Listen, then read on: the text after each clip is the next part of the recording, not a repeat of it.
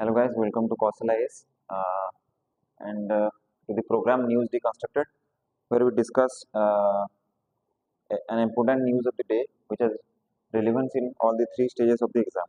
Okay, तो आज जो हम न्यूज़ देख रहे हैं उसमें क्या हुआ, हमारे जो चीफ एयर मार्शल हैं उन्होंने कमेंट किया है दो चीज़ों पे खासकर। उन्होंने ये बोला है कि इंडिया को अपना जो डिफेंस सेक्टर है उसको आत्मनिर्भर बनाना है, और खास करके उन्होंने दो चीज़ों पे फोकस किया, दैट इज S-400 एंड हमारे लाइट कॉम्बैट हेलीकॉप्टर्स, जिसको LAC हेलीकॉप्टर्स भी बोलते हैं। ठीक है, तो वो इस वजह से न्यूज़ में आया। तो हम बस ये देखेंगे, इस वीडियो में ये देखेंगे कि क्या उनका कहने के पीछे पर्पस क्या था, फिर इंडिया का करंट सिचुएशन क्या है, और इंडिया फ्यूचर में कैसे आत्मनिर्भर बन सकता है। ठीक है, स्टार्ट करते हैं। पहला देखिए कि जो न्यूज़ में था, that is air chief marshal Amarpreet Singh stress the need for indigenous production of defence equipment. ठीक है, यहाँ पे आप जैसे आपका जो पहला स्लाइड था उसमें हमने देखा ये लाइट कॉम्बैट हेलीकॉप्टर है, इसके बारे में उन्होंने बात किया कि इसका प्रोडक्शन हमें बढ़ाना है।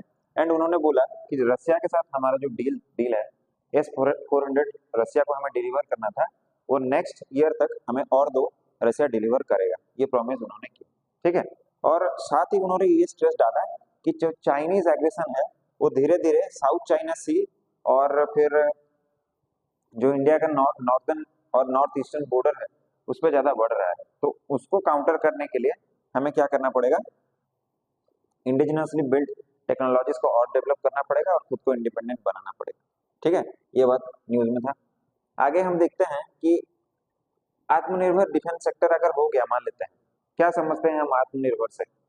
आत्मनिर्भर से अभी हम ये समझते हैं कि इंडिया जो कंट्री है, हमारा जो डिफेंस एक्सपेंडिचर है वो दुनिया का फोर्थ हाईएस्ट डिफेंस एक्सपेंडिचर है। यानी जो हमारा डिफेंस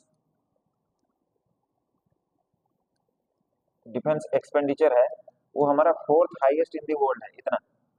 और इसके मुकाबले हो क्या रहा है, हम 60% हमारा जो जितना भी हथियार वेपन और हम बोल सकते हैं फाइटर जेट्स जैसे राफेल हो गया या फिर और सारे कंपोनेंट्स वेपन्स के, वो हम क्या कर रहे हैं, 60% हम इंपोर्ट करते हैं। ठीक है, इसकी वजह से क्या होता है, इकोनॉमिक इम्पैक्ट दो तरह से इसकी वजह से पड़ता है। पहला जो इकोनॉमिक इम्पैक्ट पड़ता है वो है फिजिकल डेफिसिट, यानी कंट्री का पैसा बाहर की तरफ जाता है। हम क्या करते हैं, एक्सपोर्ट कम करते हैं, जबकि हम क्या कर रहे हैं, इंपोर्ट ज्यादा कर रहे हैं। तो हो क्या रहा है, ये जो फिजिकल डेफिसिट है ये धीरे धीरे माउंटिंग होके बड़ा होता जा रहा है, और ये गैप को फिल करना थोड़ा प्रॉब्लम होगा। इसके अलावा सेकेंड चीज जो है कि ये जो हम 60% इंपोर्ट कर रहे हैं, है ना, उसको हम कंपोनेंट्स जो हम इंपोर्ट कर रहे हैं वो हाई ग्रेड क्वालिटी के हैं, जबकि हम जो एक्सपोर्ट करते हैं वो जनरली रॉ मटेरियल या फिर कंपोनेंट्स को बनाने के लिए जो चीजें चाहिए वो होता है। तो वैल्यू वैल्यू इंपोर्ट हम नहीं कर पा रहे। बात यह है, एक तो एक्सपोर्ट हम ज्यादा कर रहे हैं, इंपोर्ट कम कर रहे हैं। जो भी इंपोर्ट कर रहे हैं उनमें से ज्यादातर वैल्यू इंपोर्ट नहीं है। तो फिर इससे होता क्या है, जो इकोनॉमिक बर्डन है कंट्री पे वो थोड़ा ज्यादा होता जा रहा है। अब क्योंकि हमारे नेबर्स जो है वो हॉस्टाइल नेबर है ना, कोई हमारा दुश्मन है, कोई टाइम मिले तो चाइना की गोदी पे जाकर बैठ जाता है। तो अगर देखा जाए कि इंडिया का कोई भी नेबर एक्सेप्ट भूटान वो स्टेबल नहीं नजर आता है कि नहीं? तो उस जो हॉस्टाइल नेबर्स को हम कैसे काउंटर करेंगे अगर हम किसी पर डिपेंडेंट रहेंगे तो हथियार के लिए? समझ रहे हैं आप? क्योंकि अभी क्या हो रहा है, जब जब से रशिया यूक्रेन का वॉर स्टार्ट हुआ है, चाइनीज और रशियन फ्रेंडशिप थोड़ा बढ़ता ही जा रहा है। अगर फ्यूचर में कभी वॉर होगा, मान लेते हैं चाइना के साथ कोई कॉन्फ्लिक्ट हुआ इंडिया का, तो रसिया मदद करने नहीं आएगा, क्योंकि चाइना उसके लिए ज्यादा इंपॉर्टेंट हो जाएगा probably to counter the USA. India भी है, बट कहीं ना कहीं चाइनीज और रशियन दोस्ती ज्यादा है इंडिया के मुकाबले, तो वो हो सकता है। हम कैसे काउंटर करेंगे? दूसरी तरफ हमारा मैन पावर है, हमारे सोल्जर्स उनसे ज्यादा ताकतवर हैं या ज्यादा मेहनत करना चाहते हैं, बट टेक्नोलॉजी के मामले में चाइना हमसे थोड़ा आगे है। तो उसको कैसे हम काउंटर करेंगे? वो सिर्फ हम काउंटर कर सकते हैं बाय आत्मनिर्भर डिफेंस सेक्टर। ठीक है, तो ये हम देख रहे थे इकोनॉमिक रीजंस। सेकंड हम देखते हैं सिक्योरिटी के पर्पज से। अभी मैंने बताया आपको कि जो हॉस्टाइल नेबर्स हैं, ठीक है, हॉस्टाइल नेबर्स हैं। इसके बाद जब भी कभी वॉर होता है ना, हमेशा से क्या क्या हम देखते हैं, टेक्नोलॉजी में इवोल्यूशन, ठीक है। पुराने टाइम्स में आप देखोगे रथ से लड़ाई होता था, फिर क्या हुआ, धीरे धीरे करके रथ चलता था, उसमें लड़ाई होता, हाथियों ने उनका जगह ले लिया, फिर कैवेलरी ने उनका जगह लिया, फिर कैनन्स ले लिए, फिर टैंक्स ने ले लिया था। बट अभी जो रशिया यूक्रेन का वॉर हुआ, उसमें हमने ये देखा कि टैंक कुछ काम के है नहीं फिलहाल। अब जो काम का चीज है वो है ड्रोन। ये ड्रोन, अनमैन्ड एरियल व्हीकल जिसको बोलते हैं, यूएवी जिसको बोला जाता है, वो जैसे यूएसए के पास रिपर है ना, MQ-9 रिपर जैसे है। तो वो क्या करता है, हम विदाउट लूजिंग ए मैन, या फिर कोई बिना खतरे के हम किसी टारगेट को एलिमिनेट कर सकते हैं इजीली। अभी आपने देखा होगा ईरान और इसराइल के बीच में, इसराइल कितने टारगेट्स को ऐसे एलिमिनेट करता है। Second thing is AI. आज से तकरीबन 2 साल पहले इसराइल ने क्या किया था पता है, एआई को इंटीग्रेट किया था एक मशीन गन के साथ में। और ईरान का एक न्यूक्लियर साइंटिस्ट थे, उनको ऐसे उन्होंने वो एआई ने उनको ऐसे ट्रेन किया गया था एआई को कि वो डिटेक्ट करके उन पे गोली चला सके। तो हुआ क्या कि जो ईरान के जो न्यूक्लियर साइंटिस्ट थे, वो जिस रोड से हमेशा गुजरते हैं उसी पे जो इसराइल है उसने अपना गन को प्लांट कर दिया। जैसे ही वो न्यूक्लियर साइंटिस्ट उस रोड से गुजर रहे थे, तो एआई ने डिटेक्ट किया और उसने गोली भी चलाया, और उसमें उन्होंने क्या किया, वो जो ईरान के जो न्यूक्लियर साइंटिस्ट थे उनको एलिमिनेट भी कर दिया। तो क्या इसका हमें यूज करना चाहिए। अब इसको कैसे हम यूज करेंगे, हमारे पास नो डाउट जो मिनिस्ट्री है मैती, ये है हमारे पास। बट अगर हम चाइना के केस में देखेंगे, China has a separate ministry for AI, मतलब ताकि एआई में अलग सा रिसर्च हो पाए, डेवलप हो पाए, उसके रेगुलेशन टाइट हैं, उसको वो इफेक्टिवली यूज कर पा रहा है। इसराइल हमारा दोस्त है, बट हम क्या है, अभी भी एआई, ड्रोन, ये जैसे टेक्नोलॉजी में हम अभी भी पीछे हैं, ठीक है। तीसरा चीज जो अभी वॉर के चलते ज्यादा देखने को मिल रहा है, that is cyber warfare. Cyber warfare, ये यानी इसमें बहुत सारी चीजें आ जाएंगी। किसी भी चीज को हैक करना हो, या फिर उसमें वॉइस मॉड्यूलिंग चेंज करना हो, और बाकी सारी टेक्नोलॉजीज जो कि रशिया ने यूक्रेन के साथ लड़ाई के वक्त किया था, है ना। तो ये साइबर वॉरफेयर के लिए हमारा प्रिपेयरनेस कितना है, क्योंकि टेक्नोलॉजी बदल रहा है धीरे धीरे करके, है ना। अब इन सब पे हमें फोकस करना है, ठीक है। इसके अलावा जो तो कॉमन जैसे पहले से जो है, जैसे कि हमें फोकस करना है किस पे, सबमरीन्स। वैसे प्रोजेक्ट 75 के तहत हम बहुत सारे स्कॉर्पियन लेवल के सबमरीन बना रहे हैं, बट हमें और भी न्यूक्लियर पावर्ड, ये सबसे ज्यादा इंपॉर्टेंट है, न्यूक्लियर पावर्ड, ये हमें चाहिए होगा। क्यों, क्योंकि जो डीजल रन सबमरीन होते हैं ना, उनको टाइम टू टाइम ऊपर आना पड़ता है, ठीक है। बट जो न्यूक्लियर पावर्ड होते हैं उनको ऊपर आने का कोई जरूरत नहीं है, समझ पा रहे हैं? तो ऑपरेशनल कैपेबिलिटी इनका बढ़ जाता है जो न्यूक्लियर पावर्ड होते हैं। ये टेक्नोलॉजी अभी हमें डेवलप करवाना है, ठीक है। इसके अलावा हमारे पास जो एयरक्राफ्ट कैरियर है, एयरक्राफ्ट कैरियर, ठीक है, इसका क्या नाम है आप मुझे कमेंट कीजिएगा कमेंट बॉक्स में। एयरक्राफ्ट कैरियर है हमारे पास, है ना, आईएनएस, फिर आप लिखिएगा क्या है वो। तो ये सब चीजें हैं हमारे पास, बट हमें ये जो नंबर है ये चाइना के मुकाबले बहुत कम है। तो हमें क्या है, हमें ज्यादा चाहिए वो सारी चीजें, ठीक है। तो ये हम देख रहे थे सिक्योरिटी के लेवल पे। देन फिर हम देखते हैं जियो पॉलिटिकल। जियो पॉलिटिकल तो आपको पता है, अभी सॉरी अभी आपको पता है जियो पॉलिटिक्स में क्या चल रहा है।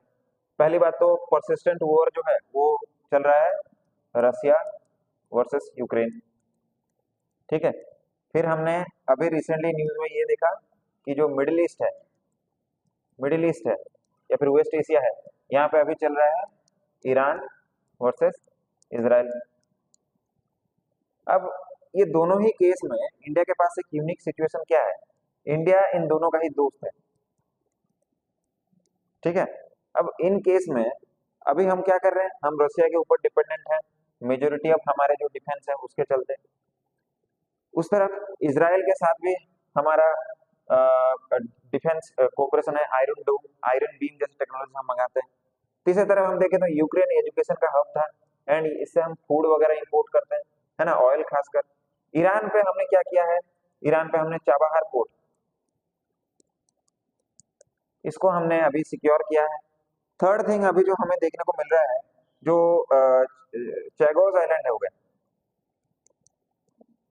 ये अभी क्या कर रहे हैं, इंग्लैंड छोड़ के जा रहे हैं मॉरिशियस के कंट्रोल में। तो मॉरिशियस का चाइना के साथ ज्यादा दोस्ती होता जा रहा है, ठीक है। तो अब अगर मॉरिशियस और चाइना में दोस्ती हो गया और कहीं चैगोस आइलैंड आइलैंड पे मॉरिशस ने चाइना को दे दिया, तो हम क्या करेंगे, क्योंकि ऑलरेडी अगर आप इंडिया को देखेंगे तो ये मान लेते हैं साउथ इंडिया है, यहाँ पे एक आइलैंड है डियागो गार्सिया, ये इस पे ऑलरेडी यूएसए और यूके बैठे हुए हैं। अब अगर यहाँ पे चाइना आ जाए उसके जस्ट नीचे, जो कि आपका ये मॉरिशस यहाँ पे है, तो इसके बगल में अगर चाइना आ जाए, तो जो इंडियन ओशन रीजन में हमारा कंट्री जो इंडिया, जिसको माना जाता है कि India is the net security provider, वो रोल इंडिया कैसे प्ले कर पाएगी, समझ पा रहे हैं अपना। तो ये जियो पोलिटिकल सिचुएशंस को काउंटर करने के लिए हमें क्या चाहिए, हमें चाहिए आत्मनिर्भर defence sector. Okay, I hope ये पॉइंट्स आपको समझ में आया होगा। नेक्स्ट देखो, करंट सिनेरियो क्या है हमारे डिफेंस सेक्टर का। देखो, डिफेंस एक्सपेंडिचर मैंने आपको बता दिया कि fourth highest in the world, ये है, ठीक है। अब इसको हमें रिड्यूस करना होगा, कैसे कर सकते हैं वो हम आगे देखेंगे, क्योंकि मैंने वो स्लाइड डाला हुआ है। इसको हमें रिड्यूस भी करना है और इसका कैपेसिटी एंड इनोवेशन ये बढ़ाना है, ठीक है। इसके अलावा हम क्या करते हैं, डिफेंस कॉरिडोर्स दो हमने बनाए हैं, एक यूपी में बनाया है और एक तमिलनाडु में बनाया गया है। इसके अलावा हमारे बहुत सारे ऑर्गेनाइजेशन हैं, जैसे डीआरडीओ, ठीक है, हिंदुस्तान एरोनॉटिक्स लिमिटेड, हाल, भेल है, एटसेट्रा। इस तरह के ऑर्गेनाइजेशन हैं जो कि कॉन्टिन्यूसली ये कोशिश करते हैं कि कैसे हम और एफिशिएंसी और और प्रिसाइज टेक्नोलॉजी जो कि एग्जैक्ट एरिया पे जाके डिलीवर कर पाए, जो उसका मिशन है, वो हम डेवलप कर रहे हैं, ठीक है।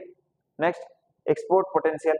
अब देखिए ब्रह्मोस जो है, ब्रह्मोस, ठीक है, ये हम क्या करते हैं, अभी फिलीपाइंस जो कंट्री है, ये अभी हमसे ब्रह्मोस क्या कर रहा है, इंपोर्ट कर रहा है, ठीक है। इस तरह के हम बहुत सारे कंट्रीज को हम क्या कर सकते हैं, एक्सपोर्ट कर सकते हैं। सेकेंड थिंग है मशीन गन्स, आर्टिलरी, खासकर आर्टिलरी में जो हाईविट्जर गन्स होते हैं, उसको आर्मेनिया, ये भी कंट्री कुछ दिन पहले मिडिल जो आपका सेंट्रल एशिया है, वहां पे ये भी बहुत कॉन्फ्लिक्ट में था, आर्मेनिया, ये आर्टिलरी हमसे इंपोर्ट करना चाहती है। अब वियतनाम न्यूज में आया था कि वियतनाम के साथ जो हमारा रिलेशन बढ़ रहा है, हम क्या कर सकते हैं, ये जो हमारे जो जितने भी इंडिजिनसली डेवलप्ड वेपन्स हैं, हम इसको एक्सपोर्ट कर सकते हैं। पीएम जब अभी यूक्रेन गए थे, तो उन्होंने क्या किया, Drona cubes, sorry, DRONA, Drona cubes उन्होंने वहां पे यूक्रेन को वो दे के आए।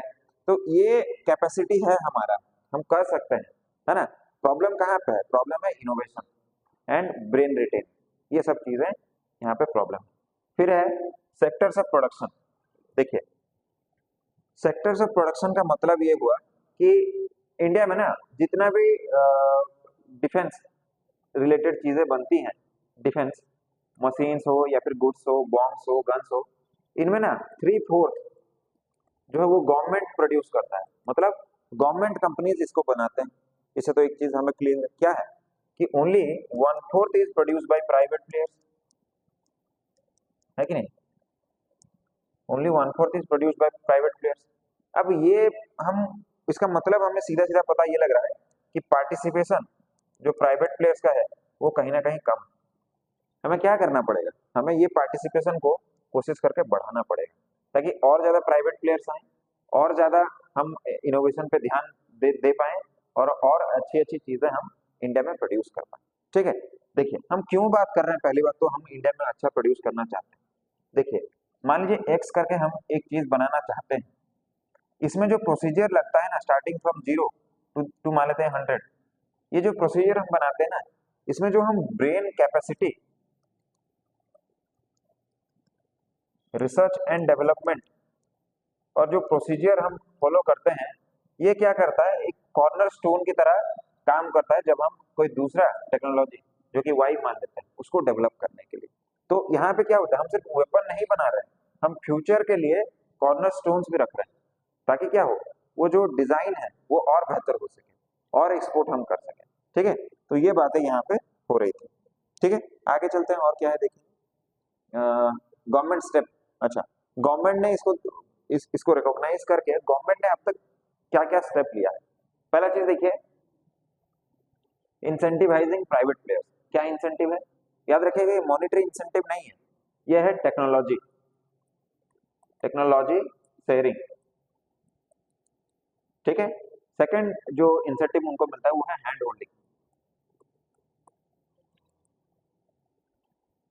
मतलब कोई अगर नया इंडस्ट्री लगाना चाहता है तो गवर्नमेंट उसको मदद करेगा, कैसे आपको लगाना है, कैसे आपको अच्छी अच्छी चीजें प्रोड्यूस करना है, हैंड होल्डिंग वो करेगा। और टेक्नोलॉजी शेयर करेगा। मान लो कोई आप कोई बनाना चाहते हो, टैंक बनाना चाहते हो, तो ऑलरेडी हमारे पास भीष्म टैंक्स हैं, ठीक है, अर्जुन टैंक्स हैं हमारे पास।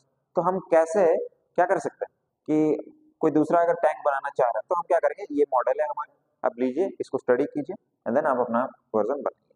ठीक है, तो वो करेंगे। इसके अलावा सेकंड चीज जो है, इंडिपेंडेंट नोडल अम्ब्रेला बॉडी। ये किस वजह से रखा गया, ताकि ये इजीली आइडेंटिफाई और establish and project approval, testing and certification ये सब कर पाए, है ना। इंडिपेंडेंट नोडल अम्ब्रेला बॉडी, इससे होगा क्या, अगर जनरली क्या होता है, बहुत सारे चीजें जो है वो हम जिसको प्रोड्यूस करते हैं वो लाइन में ही, असेंबली लाइन में ही रह जाते हैं। क्यों, क्योंकि ये सारे प्रोसीजर में टाइम लगता है ना। क्योंकि गवर्नमेंट का अगर सेपरेट बॉडी नहीं होगा तो ये प्रोसेसेस स्पीड में नहीं हो पाएंगे। तो गवर्नमेंट ने क्या किया, इंडिपेंडेंट नोडल अम्ब्रेला बॉडी बनाया है जिसका काम क्या है, आइडेंटिफाई करना कौन सा कंपनी अच्छा कर रहा है, उसको अगर कोई मदद चाहिए, जहाँ पे हमने ये बोला था इंसेंटिवाइज, उसको करेंगे। प्रोजेक्ट अगर कोई वो स्टार्ट करना चाहता है तो अप्रूवल, टेस्टिंग अगर उसने कुछ बना लिया है टेस्टिंग, एंड फिर उसको सर्टिफिकेट देना कि हाँ आपका प्रोडक्ट अभी यूज करने के लिए रेडी। ठीक है, ये बात है। आगे देखते हैं, बाय आईडीडीएम कैटेगरी। ये गवर्नमेंट ने क्या बोला है, indigenously developed, design and manufactured, ये इसको बोलते हैं हम आईडीडीएम कैटेगरी। अगर कोई इस कैटेगरी में बना रहा है, indigenously designed, developed and manufactured, तो उसको क्या होता है, उसको गवर्नमेंट इंसेंटिवाइज करती है। और हमारे जितने भी ऑर्गेनाइजेशन हैं, जैसे अभी हम बात कर रहे थे डीआरडीओ, ठीक है, या फिर हम बात कर रहे थे अभी हैल, फिर भेल हो गया, ये सारे ऑर्गेनाइजेशन को क्या गवर्नमेंट प्रमोट करना चाहती है, IDDM, indigenously design, develop and manufactured, इस पे वो काम करें। तो क्या क्या होगा, इससे क्या होगा, हम ऑल्दो हम किसी दूसरे डिजाइन को अगर कॉपी भी कर लेते हैं, मान लेते हैं, तो कंपोनेंट्स इंडियन होंगे, तो जो करेंसी आउटफ्लो हो रहा है वो नहीं होगा, करेंसी इंडिया में ही रहेगा, है ना। तो हम अपना फिजिकल डेफिसिट या फिर हमारा फिजिकल ग्लाइड पाथ जो है उसको हम मेंटेन कर पाएंगे। ओके, नेक्स्ट है रिजर्वेशन फॉर एमएसएमईज। इनको क्या बोला गया है कि एक लिमिट रख देते हैं, मान लेते हैं ये 100 करोड़ रख लेते हैं मान एग्जांपल के तौर पे, इससे नीचे अगर प्राइस में अगर कुछ प्रोड्यूस कर रहे हैं एमएसएमई, हो सकता है तो उसका सोल राइट एमएसएमई को दिया जाए। इसका मतलब 100 करोड़ है, उससे नीचे अगर इतना अमाउंट से अगर नीचे कुछ भी प्रोडक्ट प्रोड्यूस हो रहा है तो वो स्पेसिफिकली एमएसएमई से प्रोक्योर किया जाए। ठीक है, इससे क्या होगा, हमारे एमएसएमई सेक्टर को बूस्ट मिलेगा, एक मोटिवेशन मिलेगा, प्रमोशन मिलेगा, और इसके चलते हम क्या करेंगे, इनोवेशन करने के लिए एक कंड्यूसिव एनवायरनमेंट प्रोवाइड करेंगे, जिसके चलते हम क्या हो पाएंगे, आत्मनिर्भर इन डिफेंस सेक्टर। ठीक है, ओके, आगे देखते हैं, सृजन पोर्टल ये गवर्नमेंट ने किया है ताकि सीमलेसली जो हमारे डिफेंस सेक्टर में डेवलपमेंट्स हैं वो हमें पता लग सके, और कोई अगर करना चाहता है तो वो उसमें अप्लाई कर सके। लास्ट आई होप आपको ये दिख रहा होगा, नहीं दिख रहा तो मैं यहाँ पे लिख देता हूँ, आईसी कैटेगरी। ये आईसी का मतलब है indigenously design, indigenously design category. इसका मतलब क्या है, कुछ भी बना रहे हैं, ठीक है, it is almost similar to IDDM, but यहाँ पे क्या है, indigenously, sorry sorry sorry, indigenous component, मतलब अगर हम डिजाइन किसी बाहर से भी ले रहे हैं, है ना, मान लेते हैं कि हमने एस्पोनेंट बाहर से मंगाया रसिया से, ठीक है, बट IC कैटेगरी में अगर हमने उसको डाला तो अब क्या होगा, हम वो डिजाइन रसिया से खरीदेंगे, बिल्ड यहाँ पे करेंगे, असेंबल यहाँ पे करेंगे, यूज यहाँ पे करेंगे, उसको हम बोलेंगे IC category, indigenous component assembly category, ठीक है। ये सारे गवर्नमेंट्स के स्टेप हैं। आगे हम देखते हैं हम कैसे इसको और ज्यादा बढ़ा सकते हैं। उससे पहले हम देख लेते हैं पार्टनरशिप हमारा किस किस कंट्री के साथ क्या है, डिफेंस एग्रीमेंट के साथ में, जहाँ पे हम जॉइंटली चीजों को डेवलप करते हैं, क्योंकि हम सारा प्रोडक्ट को खुद अकेले प्रोड्यूस नहीं कर पाएंगे, कुछ में हमें पार्टनरशिप करना पड़ेगा, जो कि इंडिया ने प्रीवियसली किया हुआ है। तो देखते हैं पहला, ये तो मैंने आपको समझा दिया, रशिया के साथ हमारा ब्रह्मोस का है, AK-203 का है, जिसको हम जॉइंटली डेवलप कर रहे हैं, इसका फैक्ट्री अमेठी यूपी में है, ओके। फिर USA के साथ इंडस एक्स प्रोजेक्ट है, ये इंडस एक्स प्रोजेक्ट में हम बात कर रहे हैं खासकर नेवी के ऊपर, नावल प्रोजेक्ट्स जो हैं उसको हम क्या करेंगे, एग्जीक्यूट करने के बारे में हम बात कर रहे हैं। इसके अलावा फ्रांस के साथ पिछले साल प्रॉब्लम इन 2022 टाटा जो ग्रुप है हमारा, वो फ्रेंच कंपनी जो है आपकी एयरबस, उसके साथ उन्होंने डील किया है, ताकि जो मिलिट्री ग्रेड प्लेन्स हैं जो कि जनरली कार्गोस कैरी करते हैं, उनको वो उस तरह के प्लेन्स हम प्रोक्योर कर पाए या फिर बना पाए इंडिया में और आर्मी को डिलीवर किया जाए। सेकंड है आकाशा एयर जो कंपनी है, उसने राफेल, आपने सुना होगा, ये राफेल जेट का जो इंजन है उसको प्रोक्योर करने के लिए फ्रांस के साथ हमने डील साइन किया हुआ है। इसके अलावा फिलीपाइंस के बारे में मैंने आपको बताया, हम उसको एक्सपोर्ट कर रहे हैं, एंड आर्मेनिया मैंने आपको बताया, उनको हम क्या कर रहे हैं, जो आपका हाविट्जर गन्स आर्टिलरी, वो सब हम क्या कर रहे हैं, उनको भेज रहे हैं, ओके। इसमें हमारा एक्सपोर्ट पोटेंशियल अचीव नहीं हो रहा, जैसे वियतनाम के साथ हमारा अच्छा रिलेशन है, ठीक है, बट वियतनाम ने अभी क्या किया, कुछ आर्टिलरी मंगवाया और वो आर्टिलरी उन्होंने साउथ कोरिया से खरीदा। इंडिया के पास इसका सस्ता वर्जन था, मतलब उसी क्वालिटी का या फिर उससे बेहतर क्वालिटी का, बट उससे कम प्राइस वाला आर्टिलरी सिस्टम इंडिया के पास था, बट वियतनाम ने इंडिया से ना खरीद के साउथ कोरिया से खरीदा।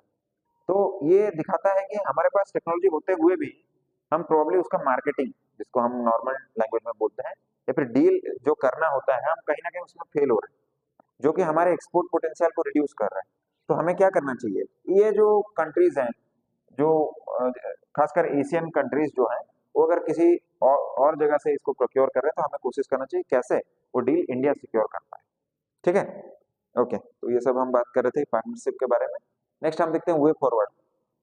अब प्रॉब्लम्स देख लिया, पार्टनरशिप देख लिया, आगे क्या किया जा सकता है, पहला चीज हम वो देखते हैं। देखिए पार्टनरशिप, पहला पार्टनरशिप है private versus private plus government, ये पहला पार्टनरशिप है जिसके बारे में हम बात कर चुके हैं।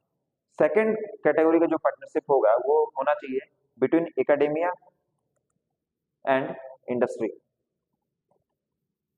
मतलब जो इस फील्ड में जो पढ़ाई कर रहे हैं, जो रिसर्च कर रहे हैं, उनको कैसे इंडस्ट्री के साथ उसी के दौरान लिंक किया जाए, ताकि हम जो वैल्यूएबल टाइम है उसको बचा पाए और इनोवेशन को और थोड़ा प्रमोट कर पाए। ये हमें पार्टनरशिप करना चाहिए। इसके अलावा इंटरनेशनल स्टेज पे हम बहुत सारे डिफेंस एग्रीमेंट साइन करते हैं, बहुत सारे जॉइंट एक्सरसाइजेस हम करते हैं, जैसे हमारी आर्मी दूसरे आर्मी से, दूसरी आर्मी हमारे आर्मी से बहुत कुछ सीखती है ना, ये सब चीजें हमें करना चाहिए। स्टार्टअप प्रमोशन के बारे में हमने बात किया, गवर्नमेंट ऑलरेडी इंसेंटिवाइज कर रहा है। ये स्टार्टअप प्रमोशन को और थोड़ा हम बढ़ा सकते हैं जब हम इसको सेक्टर वाइज अप्रोच में लेंगे, यानी हम ये कर सकते हैं कि जो अभी करंट नीड है, जैसे हम देख रहे हैं यूएवी या फिर जो ड्रोन टेक्नोलॉजी है, AI है, उसको हम और थोड़ा क्या कर सकते हैं, गवर्नमेंट इंसेंटिवाइज कर सकती है, प्रॉब्लम टैक्स रेमिशन कर सकती है, या फिर उनको जो पावर आता है, मानते हैं इनको बिजली चाहिए, तो बिजली का जो बिल है उसको शायद प्रॉब्लम गवर्नमेंट माफ कर सकती है 2 साल 3 साल, या उसको रिड्यूस कर सकती है कि 30% 40% इस तरह से, ठीक है। तो वो सेक्टर वाइज हमें अप्रोच लेना होगा, जो डिमांड है इस टाइम का, जैसे कि ड्रोन, जैसे कि AI, ये सब, जैसे कि बिग डेटा, ये सब चीजों को हम ज्यादा प्रमोट करने के लिए हम उसको ज्यादा इंसेंटिवाइज कर सकते हैं। नेक्स्ट है broadening the meaning of defence, हाँ ये बात है, broadening the meaning of defence में सिर्फ वही चीज है जो नए एमर्जिंग टेक्नोलॉजीज हैं, एमर्जिंग टेक्नोलॉजीज क्या है। देखिए, एक तो हम ड्रोन ये सब बात कर चुके हैं, एक होता है केमिकल वॉरफेयर, ठीक है, केमिकल वॉरफेयर।